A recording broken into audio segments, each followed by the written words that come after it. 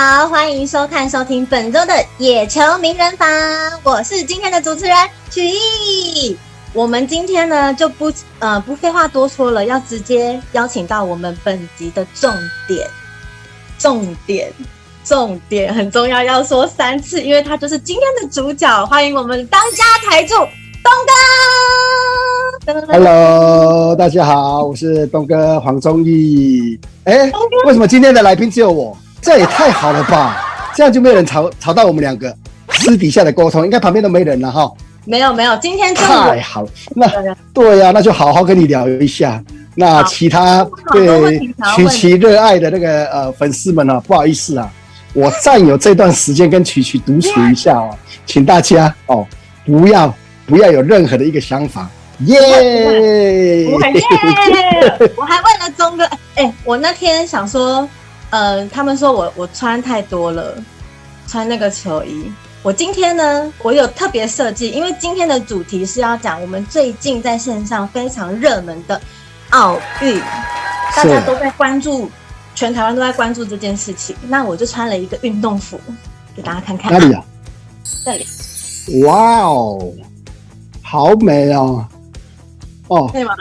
那这段时间就交给你了，我就不参与你这段分享给这个球迷朋友的福利了。拜拜！太快了，还没讲到重点嘞。我今天有穿运动服，因为我要好好来跟东哥聊。这段时间要给你的粉丝，你看你很难得你穿的那么这个应该说黑白的一个搭配，多么好看啊！这其实是蓝色。对，我要帮东哥应援。嘿，他喜欢黄章义。我不要，现阶段这个时间我是比较喜欢，我这样就好了，我就心满意足了。其他的应援很好用，套用在任何身上都 OK。其他互动你就跟你的爱你的这个朋友们来跟你就互动就好了。你说超级喜欢我的粉丝们，对啊，你应该要这样讲。你要真的说这件事情，东哥啊，我们上次第1集播出之后，我去搜寻了你的粉丝专页，你完全没有更新。你上一次 po 文是什么时候啊？大概是在1992年那时候 po 的文。你讲话。怎么会，东哥？是，你现在已经是一个网络时代了，然后大家其实都还是很关心东哥，你知道吗？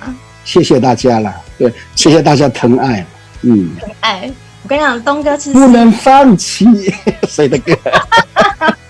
东哥的表演欲超级旺盛的，所以就还是很希望就是在网络呢还可以跟现今的年轻人一起互动。虽然我的年纪数字是蛮多的，可是我的内心是很年轻的。我可以跟你聊成这样子，我就知道您真的是有颗年轻的心。你们的心让你看一下。那你答应我，你从今天开始更新一下您的动态，可以吗？1992留下来的那些我的粉丝页的一些资料，我觉得蛮有回忆的啊，很好啊。因为1992年是你最辉煌的时期，所以你现在开始重新更新之后，大家就会直接回溯到1992年，对不对？我有没有很厉害？把今天的话题，我把今天的话题用这样聊天的方式把你带过去，带进来，有没有？哇，有没有很厉害？天哪，果然是我们对啊。台柱，感谢东哥。你说我的粉丝页要稍微内容稍微更新一下，你是什么时候留的？我说1992，马上就带进来了，马上就带进来了。为什么呢？我觉得应该还是有一些年轻人不知道，因为我们现在正在打奥运。那东哥，你有一个非常战绩辉煌的历史，在1992年在巴塞隆纳的奥运夺牌，你有参与到打巴塞隆纳奥运是你第一次进军奥运吗？第一次？你出生了吗？哇，还没。哇，对。其实，应该说奥运运动会在全世界这个历史算蛮悠久的。那对于棒球项目的话，我们这一批1992的棒球奥运代表队是算是第3届，在原先的1984年跟1988年那2届的奥运棒球项目都是以表演性质的。那到1992之后，原先的棒球项目是表演，就到1992是改为正式的。那主要是得到的奖牌都是真材实料，真材实料的一个奖牌。对，表演跟这个你说真的一个项目的奖牌的那个意义不一样。对。那1992年那一次就算是正式的，对，正式的比赛。也是目前棒球项目进入到正式的比赛之后，经历了到现在，也是唯一拿下1面金牌的一个棒球队了，就是我们那一季。对，很厉害耶。那当时您的角色是什么？我的角色大概是回到那个奥运场上。那个我的角色是当管理的，然后就做个管理，然后准备提水搬用具这样子。没有啦。场边工作哪他是当选手啊，对，那个当选手啊。我知道，是说对，那你说有没有就是打奥运的那一个时刻，有没有跟就是我们一般在打比赛的心情不一样？当然背负着这个为国争光的一个压力。那其实我们这一批的代表队是最后拿下的奖牌是在1992。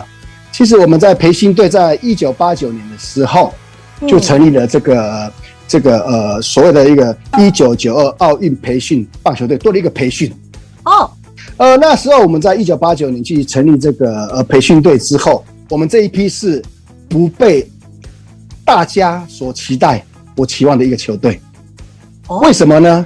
为什么？因为那时期的我们那一队大概知名度是非常非常低。那再说到前面的话，1984年、1988年，那虽然是表演性质的，可是在那个中华代表队成员里面，大部分都是大明星级的。像1984年有郭泰源、庄胜雄、那赵世强啦、吴福仁都是很大明星的一个球员，知名度又高。那1988年呢，那一期有这个黄平洋啦、陈奕迅、王光辉、林仲秋。也是算一个大明星级的球员。可是我们这一队呢，又没有郭泰源，像这个陈奕迅那种大明星的，那当然都是一堆小咖的。最后一度这些台湾棒球界或是运动界就觉得我们这一批绝对不可能打入奥运的。里面没有他们想象中的可能梦幻名单之类的。对，让他们觉得里面有黄宗义算什么呢？对不对？黄宗义不是什么咖，或者是什么林坤汉啦，或者是张耀腾这些人，你可能比较不熟了哈。那些咖都是非常小咖。可是我觉得不要带有期望的背负这种压力去比赛，你反而会表现得更好。运动员当人家越对你没有期望的时候，或者是觉得你没有机会的时候，我们那种精神很自然就会去想要去反驳。对，你越看不起我，拿到。对，我去想尽办法来去改变你们的一个看法。我们那个时候的确每天的训练量非常大。那时候从1989年到1991年还没有这个争取到奥运资格的时候，几乎都是训练、苦练、磨练这样的一个时间，流血流汗包括在所谓的一个生活都在球场上。当21岁、22岁跟着很多的一个女孩子弹吉他、谈恋爱啊，那我们呢没有啊，我们是跟。题外话，那你们都没有女朋友吗？当时有啊，棒球跟球棒，跟球场，真的是这个样子。就每天的生活啊，全心全意都在球场上。那因为这个国家也拿出了很多的一个资源来去培养我们这些年轻球员，所投注的一个资源或是在精神都在我们这个身上，所以说那时候教练所承担的一个压力是相当大。那在这样的一个情况下，教练的压力大的情况下，那我们他所付出的一个时间就越长，那我们训练的一个量就会越大。对，所以说在那个还没有拿下奥运资格的时候，当然我们在培训或是这个打国际赛，每一次出去比赛的时候，一场比赛不是9局的比赛吗？对。可是我们只有打7局。为什么？因为大比分的一个差距，我们被提前结束了。哦，对对对，到第7局如果超过10分就结束了。对，那时候我们大概第一年1989年打国际赛的时候，我们的成绩大部分都是这个样子。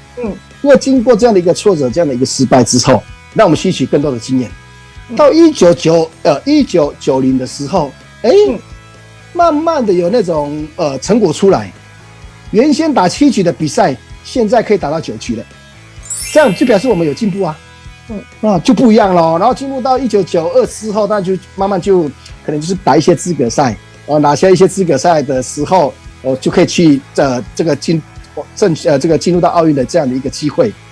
大概就是这样子啊。那一年那几年当中真的是很煎熬，因为有这样的一个煎熬的时间，有很多的失败跟挫折，然后让我们在这样的一个时间当中争取到这个奥运的一个门票。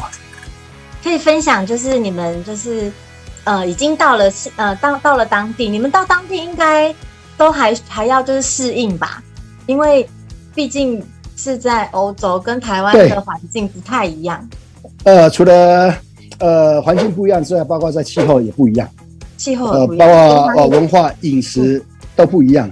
其实在准备要出发到西班牙这个比赛的时候，我们在左营的一个国家训练中心，就在那边训练了一段时间，包括其他的项目。那个时候的项目有什么跆拳道啦，还有什么项目也在那边训练。那准备要去西班牙巴塞隆纳，那时候从台湾出发的时候，也因为好不容易拿到这个奥运资格赛了，那这个时候我们国人的民众所有的这个信念都是一样的，就是带着祝福我们拿下奖牌的这样的一个心态，那去远征到西班牙。那时候我们的心情就比较不一样了。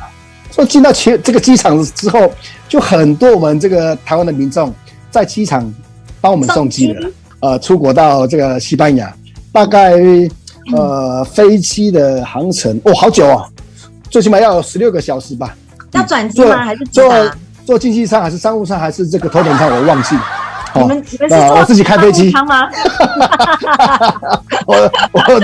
我自己这个划船到这个西班牙。你不要太敏感。不要太敏感，对，我们没有，我们在分享，我们在分享。我这个独木舟啊，就坐飞机了，我忘记是经济舱还是商务舱还是什么头等舱了，忘记了。反正我就坐飞机啊，坐航班的飞机去西班牙，然后到了西班牙国际机场之后，那种感觉更不一样，更震撼。怎么说？哇，完全是大开眼界了。每个选手都是打国外的比赛会增加很多国际观。对，国际观。那以前我们所碰到的一些大型的运动会，大概就是最多是亚运嘛。亚运那时候已经让我觉得规模已经很大很大了。对。可是它是一个亚洲大型的一个运动会，那奥运不一样，更大。所以说我到那时候到机场就觉得很震撼了，就规格就不一样了。我懂。就完完全全就是有那种运动员的一个身份，唯独就是东西要自己拿了，自己的行李要自己拿。因为怎么说呢？因为我们要进去到这个选手村，它有这个人员的限制，除了领队、教练、选手跟队医之外，其他行政人员就没办法进去了。不能，都是我们这个中华这个代表团所送出去的名单给奥会的那些人才可以，对，那些人可以进去而已。所以说我们棒球队你也知道，一出去的话，好多的那些用具就要带在身边啊。对，这些东西的话，大概就是我们自己球员来去做这个搬运的一个工作。那没关系，那时候哥哥很年轻，才23岁、24岁而已，不担心有这样的一个东西。但是我就觉得那时候东西很轻，毕竟因为我已经达到了我的该所追寻的一个目标，就是奥运的一个殿堂。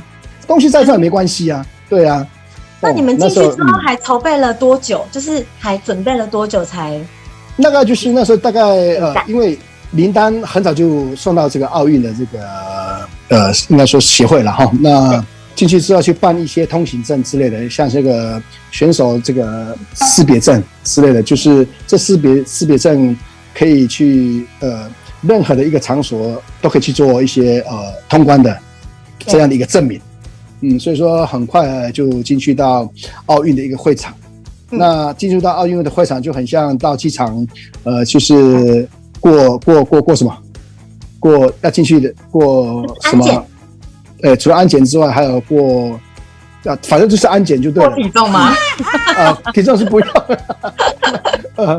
过安检，然后反正就是顺利的进去了，这样子。对，就进去了，那就他们就要安排。那选手村大概就是在他们去争取到这个举办奥运的这个国家资格之后，他们很早以前很早就会去做一些选手村的一个建设。大概就像我们台湾那种的社区的这样的一个环境，来去安排任何国家进入在选手村。那时候我也看到这个中国篮球队这个长城像姚明啊，NBA 的梦幻的篮球队像那个什么强森，他们这些看到好几个，像那个只是比较遗憾的就没有看到 Michael Jordan。不晓得那个时候 Michael Jordan 不晓得跑去 Jordan 的耶。对，那时候他不晓得跑去那里吃别的一个这个其他国家的饮食也有可能嘛。对。你们当时像我们表演的就是像我们出国比赛，我们很有可能就是我们一下飞机，然后到饭店放好行李之后，我们就立刻展开训练了。那你们这部分一样是吗？还是你们有休息一天，然后再开始备战？当然应该会休息大概1个晚上而已。基本上你还是要这个调一下时差。那所谓的训练的一个时间其实都是大会安排的，并不是说我要去哪里练习你们不能自己安排就可以自主，不行。因为它是所有的一个训练的时间都是大会先安排好了，你不能有自己的一个自由的一个时间。因为如果你要去做训练的话，因为大会你还要安排一些交通车给你，对，或是场地给你，并不是说你要去哪里就去哪里。太简单了，那你马上把你赶出去。到场地要多久？在距离大概差不多40分钟了。对，那我们这边比较有趣的就是说，那除了大会安排的一个训练的一个时间之外，当然我们还是要去加强自己的一个技能啊。好巧不巧我们的选手村大概这个走个10分钟、15分钟，因为我们还要去这个自主训练嘛，要去加强自己嘛。那旁边就是海边沙滩我们就在沙滩那边做那个训练加强哇，好特别哦！我们就那个，我可以想象在西巴塞隆纳的河畔是没有啦，海畔好不好？海畔沙滩啊，海，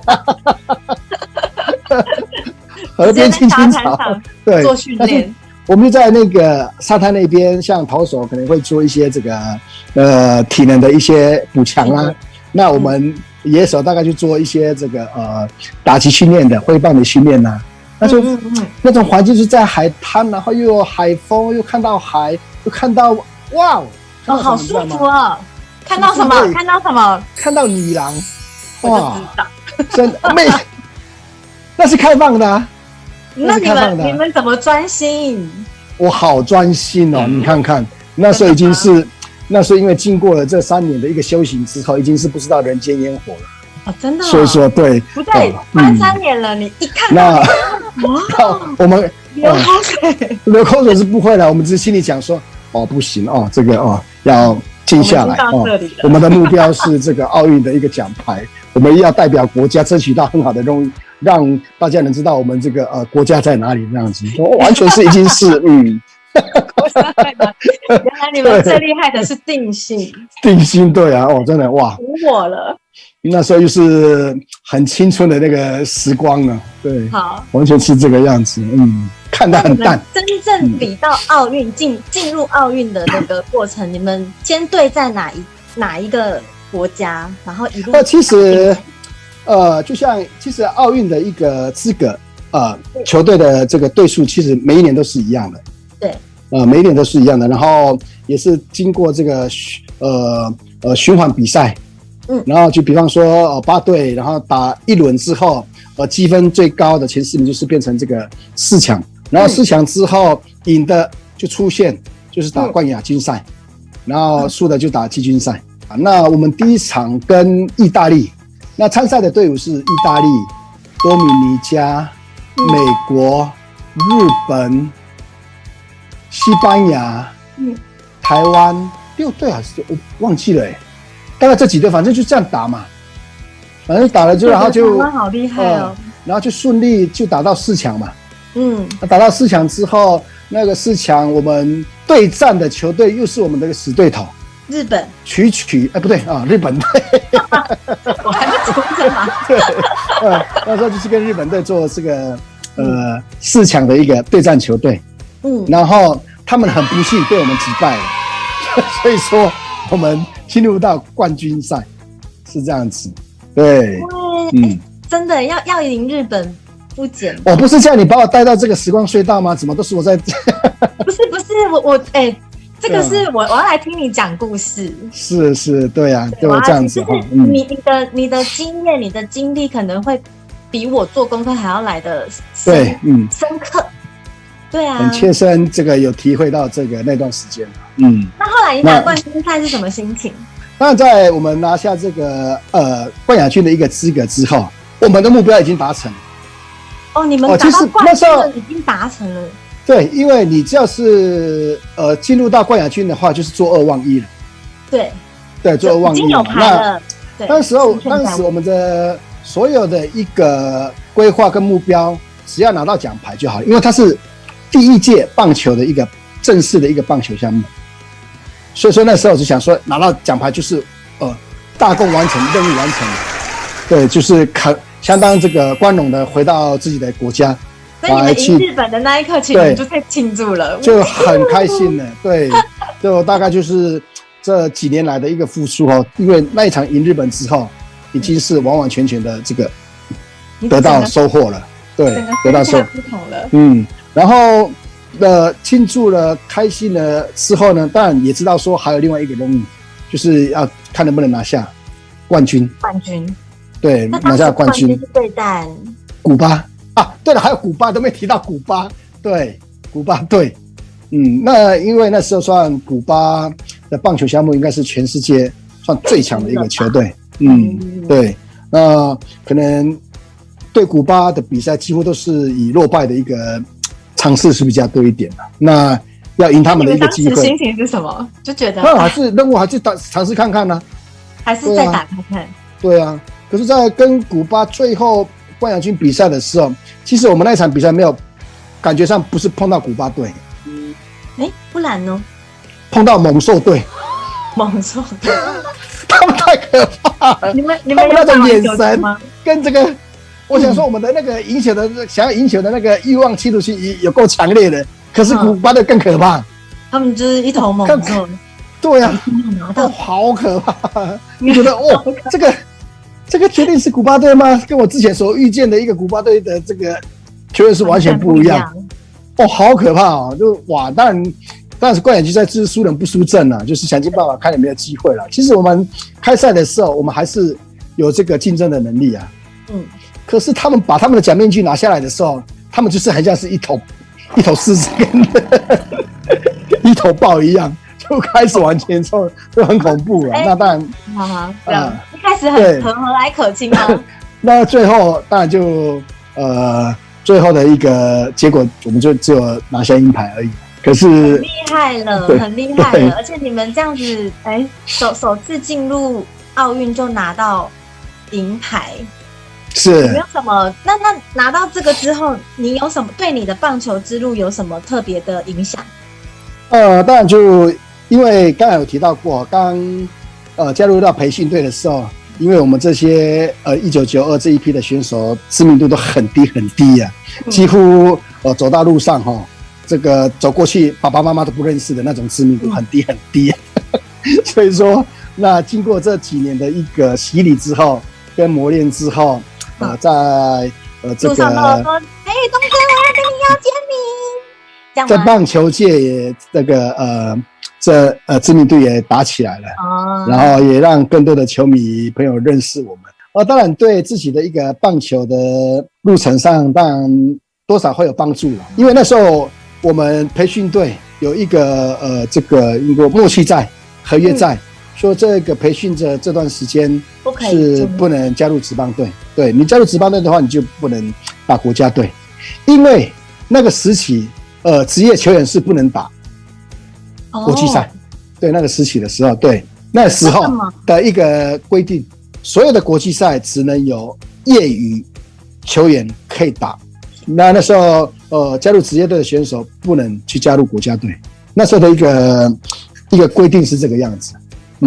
那时期的时候，那当然就奥运打完之后呢，就加入职棒球队，也开启我的一个职棒的一个生涯。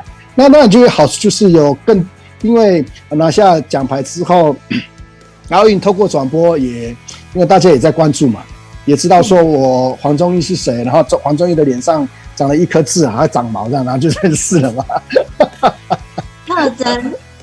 然后其实所有的运动员也都是这样子啊，像我们最近才柔道，对他的对，像他的声量也是突然间就一夕之间暴涨，一夕间爆红，就其实好像运动员真的很辛苦对，所有的这个奥运这个运动大会是会比较受到全世界的一个关注了。所有的一些因为你要，并不是说我要参加奥运，你就有资格参加奥运。对，他要去挑战层层的关卡，他有一个门槛在。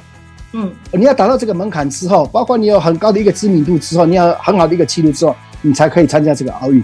不是报名就可以参加。对，所以说不是有钱就可以参加。对，过关打怪一样，一层一层的。是，就是慢慢的。你看我们这1992这一批能够达到能够拿到这个奥运的一个资格，也是从1989年开始慢慢磨练到之后可以赢球的时候，1991去打这个资格赛之后才拿到门票的。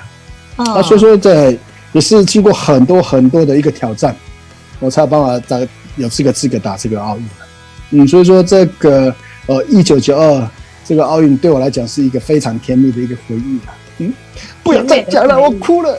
快点，本集的收视率过了，哇，自己捏大腿这样，自己掉眼泪。那我这边有一个问题就是现在的奥运正在如火如荼的进行中。那 Now News 这边呢，它有一个奥运专业，上面可以看到介绍奥运银万王牌郭李建夫。请问当年郭李建夫他有多厉害？你对他的认识？说到郭李建夫，也是算我们这个代表队正宗的一个王牌投手那其实在从第一年培训队成立之后，他是我们在培训当中最后有没有机会能够进入奥运所准备来去面对日本队的一个投手。他并不是随便拿出来去面对其他的一个球队，可是他绝对不会在奥运之前绝对不会去担任日本队的先发投手。所以说他就是要准备要去针对日本队，然后一直把他隐藏在后面的一个王牌投手。就是不能让大家先知道他，因为你们有情搜，对不对？所以说他多厉害，就是应该你那时候在国内的投手这角色当中，应该算他球速很快，然后变化球很犀利，他的球路有不同的一个这个角度，可以去压制日本人的强打者。然后他厉害到哪里，你知道吗？哪里？我不得不跟他在出去比赛的时候跟他睡同一间，看我多么崇拜他，厉害到这个程度对我都不找别人2人一间是不是？对，我就特别找他因为我太崇拜他了，厉害到这个程度厉害到我要跟他睡一起。所以说他是我的室友，相处了这个4年的时间，就很有趣因为在室友的时间太久然后就都非常了解对方的个性，在职棒场上在对战的时候，真的是有时候会蛮尴尬的，因为太了解我，他太了解我，我也太了解他了。每次跟他这个投打对决的时候，两个人都是两个人面面相觑，暧昧的那种笑容这样子，暧昧的笑容的对战，所以说我碰到他我都打不好。哦，为什么？对啊，因为他知道我的弱点啊。哦，对啊，因为他主控嘛，他可以塞太了解我了，我也太了解他了，所以说他知道我的我的弱点。他又是投手，球又在他手上，所以说我没办法去控制他，没办法去鞭策他。你现在还有在跟当年的战友，就是因为你们现在我们都有群组在，都还在，对啊，联络啊，对啊，互相去。1992奥运吗？巴塞隆纳国家队。对，各位对大家来说，1992年可能对你们来说有点太遥远了。那下一集不要再错过东哥的2004雅典奥运。还有啊，我们还有一集。那我们下一集呢，要来看一下中华的梦幻队。我们下一集再见喽，拜拜！记得按赞、订阅、分享，小铃铛，叮咚叮咚。